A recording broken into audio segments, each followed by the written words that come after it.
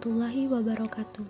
Kami dari kelompok 6 ingin memaparkan materi mengenai peranan masyarakat sipil di dalam politik. Adapun anggota kelompok kami yang terdiri dari 8 orang, yaitu Via Oktavia, Aisyah Rahmadanika, Berliana Hersafitri, Aura Nabila Ashifa, Muhammad Hakim Ramadan, Muhammad Aditya Nugraha Pratama, Muhammad Aldi Syahreza, dan Farid Agil. Definisi masyarakat sipil menurut Civicus.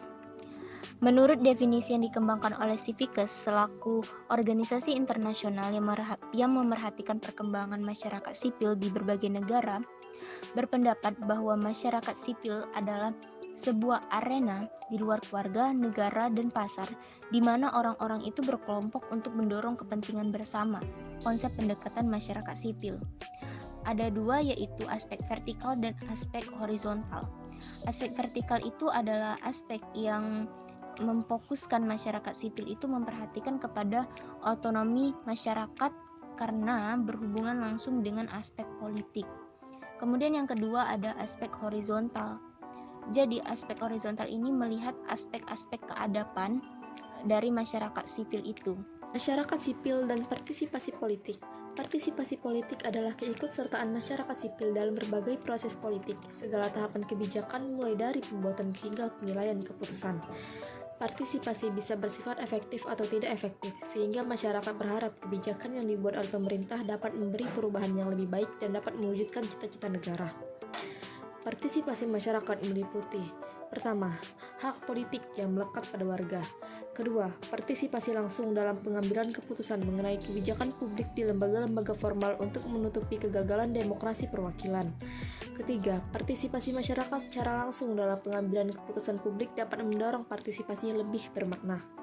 Keempat, partisipasi dilaksanakan secara sistematik, bukan hal yang insidental. Kelima, berkaitan dengan diterimanya desentralisasi sebagai instrumen yang mendorong tata pemerintahan yang baik. Keenam, partisipasi masyarakat dapat meningkatkan kepercayaan publik terhadap penyelenggaraan dan lembaga pemerintahan. Partisipasi dibedakan menjadi 4 jenis menurut Cohen dan Uphoff tahun 1979. Yang pertama, partisipasi mengambil keputusan. Yang kedua, partisipasi dalam pelaksanaan. Yang ketiga, partisipasi dalam pengambilan manfaat. Dan yang keempat, partisipasi dalam evaluasi.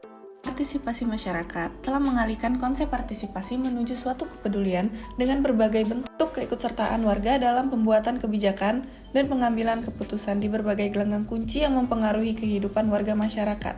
Dalam Dining Room 2015. Perilaku pemilih. Mengenali perilaku pemilih. Tanpa memahami perilaku pemilih, suatu partai politik atau kontestan individu sulit mendapatkan suara pemilih. Oleh karena itu, menjelang pemilihan, para kandidat ramai-ramai mendekati pemilih. Perilaku pemilih. Mengenali perilaku pemilih. A. Perilaku pemilih antara rasional dan non-rasional. B. Perilaku pemilih berdasarkan rasional aktor teori. Perilaku pemilih terbagi menjadi beberapa golongan, diantaranya 1. Apatis, orang yang tidak berpartisipasi dari proses politik. 2. Spektator, orang yang setidaknya pernah ikut memilih dalam pemilu. 3. Gladiator, orang yang tidak aktif di dalam proses politik. 4. Pengkritik, orang yang memberikan opini agar pemerintahan dapat menjadi lebih baik. Perilaku pemilih dalam pemberian suara. A. Pemberian suara rasional. Tindakan pemberi suara yang rasional memperhitungkan cara atau alat yang tepat untuk mencapai tujuan yang diinginkan. B. Pemberian suara reaktif. Bersumber dari asumsi fisikalistik bahwa manusia bereaksi terhadap rangsangan dengan cara pasif dan terkondisi terhadap kampanye politik oleh partai dan kandidat yang menyajikan isyarat dengan maksud menggerakkan arah perilaku pemilih dan memberikan suara. C. Pemberian suara responsif. Pemberian suara responsif adalah impermanen, berubah mengikuti waktu, peristiwa politik dan pengaruh yang berubah-ubah terhadap pemilihan para pemberi suara. D. Pemberian suara aktif. Pemilih yang aktif adalah pemilih yang menghadapi dunia dengan menginterpretasikan dan diberi makna untuk bertindak, bukan hanya lingkungan pemilihan telah diatur sebelumnya. Masyarakat sipil dan gerakan sosial. Komponen dalam masyarakat sipil adalah individu, organisasi sipil atau yang mandiri, bebas dari kooptasi, hegemoni, dan korporatisme negara. Pers, masyarakat, kampus atau akademis, intelektual, organik, dan kelompok-kelompok diskusi. Gerakan sosial adalah sebuah inisiatif yang berkelanjutan yang bergerak pada tataran perubahan kebijakan khususnya dalam aspek pemenuhan hak-hak dasar, perdamaian dan resolusi konflik, tata kelola pemerintahan, pengelola sumber daya alam dan kebencanaan, dan keterbukaan informasi. Syarat suatu gerakan menjadi gerakan sosial jika memenuhi 1. Tingkat kesadaran tentang nasib yang dialami. 2. Berbentuk aksi kolektif. 3. Bentuk aksi bersifat instrumental dan dirancang untuk mencapai sasaran di luar aksi.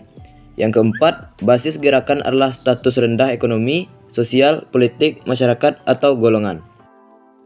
Baiklah, mungkin itu saja materi yang dapat kelompok kami sampaikan. Apabila ada salah kata dan kurang, kami mohon maaf. Dan apabila ada kritik dan saran, boleh disampaikan kepada kami. Terima kasih. Wassalamualaikum warahmatullahi wabarakatuh.